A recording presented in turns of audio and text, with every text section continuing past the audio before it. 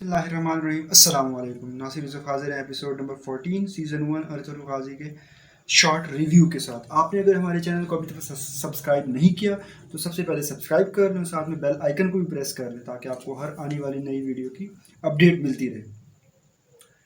Ertugrul पर हलब में जो हमला हुआ होता है उसमें एक बंदे को उनने पकड़ा होता है और उसको ज़िंदान में डाला होता है।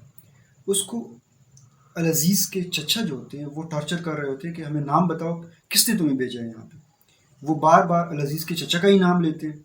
इतने में अल अज़ीज़ वहाँ पे आ जाते हैं, वो भी सुन लेते हैं कि वो बार बार इसके चचा का ही नाम ले रहे हैं, तो उसको अपने चचा पे शक हो जाता है। वो फ़ौरन उसके चचा उंदूसिया बिन अरबी के पास जाते हैं और उसे कहते हैं कि मैं ये जो हाकिमियत की ज़िंदगी है इसको छोड़ देना चाहता हूँ और दरवेशी इख्तियार करना चाहता हूँ और इस्लाम की खिदमत करना चाहते हैं। वो कहते हैं कि आप जिस मनसब पे हैं आप वहाँ से भी इस्लाम की खिदमत कर सकते हैं। अगर आपकी नीयत साफ़ हो तो आपको कोई भी नहीं रोक सकता, इसलिए आप अपने मनसब पे रहकर इस्लाम की खिदमत करें। उधर जो कैदी होता है ज़िंदान में, उसको एक औरत आती है, वो जहर की गोली देती है कि ये आप खा लो और आपको अब मैं जन्नत में मिलूँगी। नासिर उस्ताद आज़म के पास आते हैं, उस्ताद आज़म से पूछते हैं कि काय कबीले का क्या बना। काय कबीले को हमारे सरहद के करीब आने नहीं देना, क्योंकि वो जो सलीबी जंग की हम तैयारी कर रहे हैं उसमें रुकावट बनेंगे। और दूसरा अपने चचा, आपके चचा का क्या बना। जिस पर नासिर कहते हैं कि उसको मैंने साइड पे कर दिया। सारा नासिर का प्लान होता है, जो कि वो कैदी बार बार उसके चचा का नाम ले रहे होते हैं। उसके बाद उस्ताद आज़म मार्कस के साथ अपने किले में आ जाते हैं।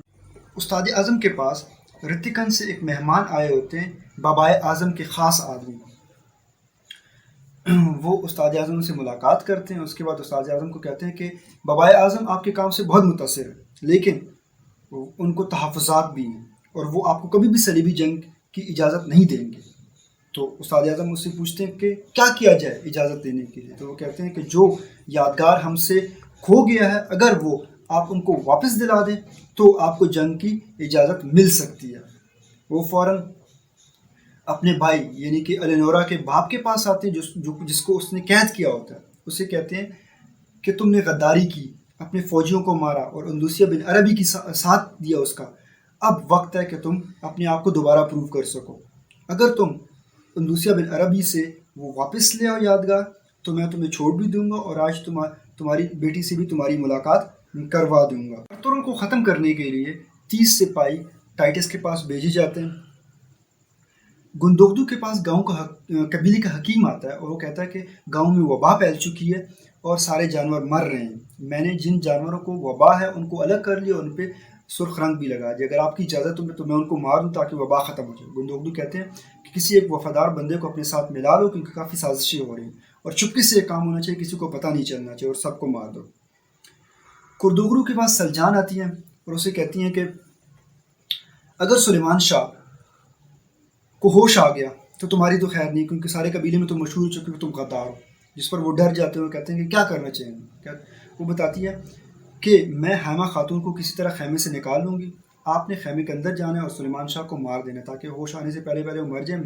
इससे दो फ़ायदे होंगे, आप गाँव के सरदार बन जाएंगे, यानी कबीले के सरदार बन जाएंगे, और मुझे भी अपने बाप का बदला मिल जाएगा। रात को सलजान पेट में दर्द का ड्रामा करती है और कहती है कि हैमा खातून को मेरे पास बुलाएं। हैमा खातून जैसे ही आती हैं, कुर्दोगरू चुपके से खैमे के अंदर चले जाते हैं और सुलेमान शाह पे तकिया ऊपर रख देते हैं उसको मारने के लिए। उधर सलजान गुंदोगदू को भी भेज देती है कि सुलेमान शाह वहाँ पे अकेले रह गए तो आप वहाँ पे चले जाएं। तो वहीं यहीं पर किसका इख्तिताम होता है।